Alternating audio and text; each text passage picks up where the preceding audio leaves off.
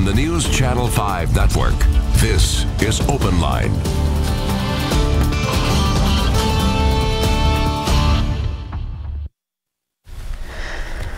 Hello, and welcome to OpenLine. I'm Matthew Torres. We have a pretty interesting topic today, and I know we have a bunch of pretty smart and intelligent folks next to me, and we were talking about child passenger safety. And so we're actually just going to go down the line for OpenLine and just introduce yourselves and what you guys do and how you're involved with this topic. Sure. I'm Dr. Michelle Fiscus. I'm a pediatrician, and I'm the Deputy Medical Director in the Division of Family Health and Wellness at the Tennessee Department of Health, which is a super long thing to say. And so part of what we do is to work on injury prevention. And so motor vehicle accidents fall right into line with trying to prevent those injuries and keep kids alive longer. Perfect. I am Angela Brown. I am the program manager of the Tennessee Child Passenger Safety Center, another long name. I basically educate parents on the proper installation of child safety seats. Our program consists of a coalition of over 130 fitting stations that act as the legs and the arms of the center, and they provide child passenger safety resources in their respective areas. Perfect. I'm Charles Goodman. I'm a dermatologist in Murfreesboro. The past president of our local medical society and also the National Dermatology Society. I'm still on the board, and I've known Dr. Sanders' family for many years, and Dr. Robert Sanders was our pediatrician in charge of the health department back in the 70s when we had the most deaths on the highway than any other year.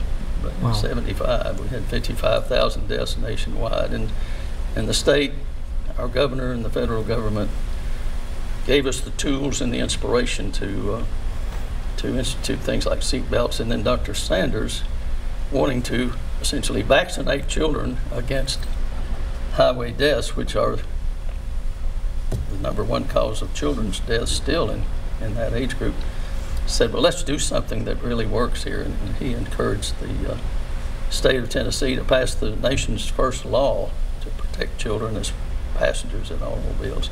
Within 6 years, that law was in every state. So we can be proud of that Tennessee is a national leader again. And hope to be a leader moving forward. Absolutely. Right. So if anyone has any questions or really any comments for any of our guests today, make sure to give the number on your screen a call. That number is 615-737+. And this is obviously a very important topic. Angela, from what I'm aware of, next week is National Child Passenger Safety Week. So from your standpoint, I guess, what do you do with that week, and how do you inform parents and even children and those passengers? Sure. National Child Passenger Safety Week begins September 23rd through the 29th. And what we're doing, we're educating parents on the proper installation of child safety seats. So we have professionals that have been trained. They're certified child passenger safety technicians, and they're conducting events throughout the state free of charge that parents can take advantage of to get that peace of mind knowing that their car seat is installed correctly.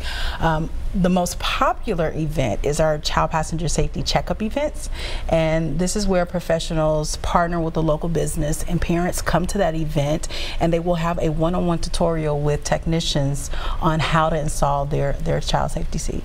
Do you think parents are more informed as just time goes on? Do you think they are well informed, or do you find yourself somewhat surprised when it comes to installing the child safety seats? Well, that is very hard to say. It really depends on the area and the culture, but what we have found through data is that 83% of parents are misusing their car seats.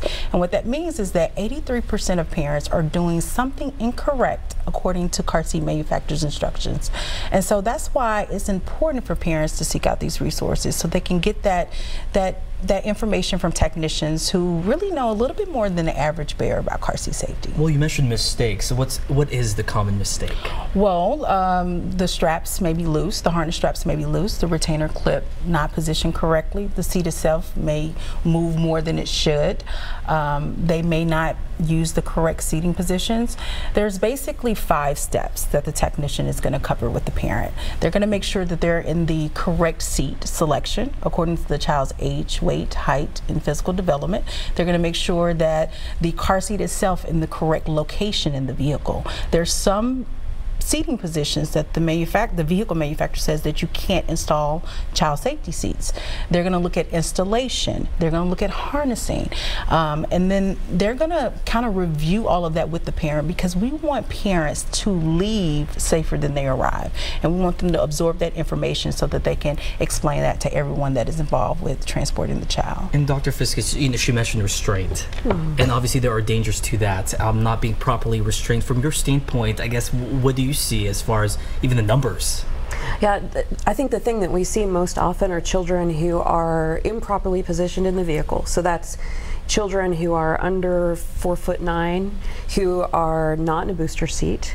I'm talking about young preschool to school-age children, or children under the age of 13 who are riding in the front seat, and parents not understanding that when that airbag deploys in front of a small child, that can cause injury. And parents who, as Angela was saying, don't have the car seat, don't have the child properly positioned in the car. So one of the important things coming into winter is to make sure that we don't have children bundled up into heavy jackets and then try to put them in the car seat. We understand that parents want their children to be warm, and you can warm the car up first, but that child has to go in the car seat without the jacket, or we can't get the straps cinched down enough to really be protective for them. It probably goes without saying, what is the potential risk and danger by doing that, by not removing all those layers or even jacket? Well, there's two main things that happen. One is that if the car seat is not properly installed in the vehicle, that car seat can get ejected with the child out through a window or through a windshield. The second is that the child could leave the car seat, and then alternatively, the child could be moved in such a way, even while restrained in the car seat, that those belts and restraints can actually harm the child. Well, can you kind of go through the rules? You mentioned even being 13, just not being in the front seat, and the placement.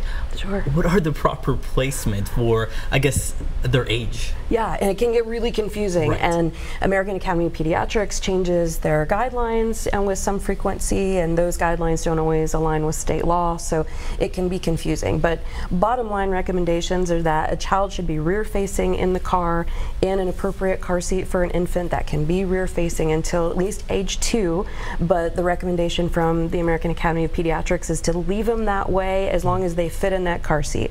And parents will get upset because the child's legs might be bent, but it's way better than having a very large and heavy head that a child has compared to the rest of their body not being supported by a car seat when that car gets into an accident. So we would much rather have their legs maybe bent up or a little bit cramped than having their head and neck exposed to an accident.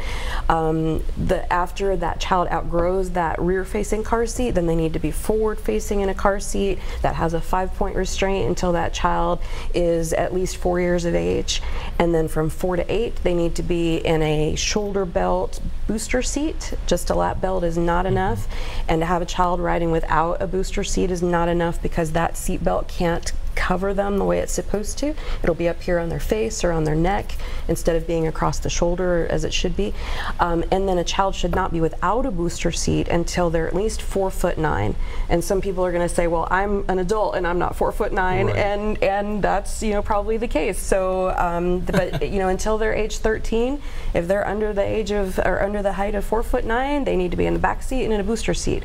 As a parent of 2 teenagers, I was not their favorite person when they were still going to middle school in a booster seat, but they were safe and they lived to be in high school. And then not in the front seat until they're 13. Do you find yourself kind of getting into, I don't say argument, but kind of a disagreement with some parents?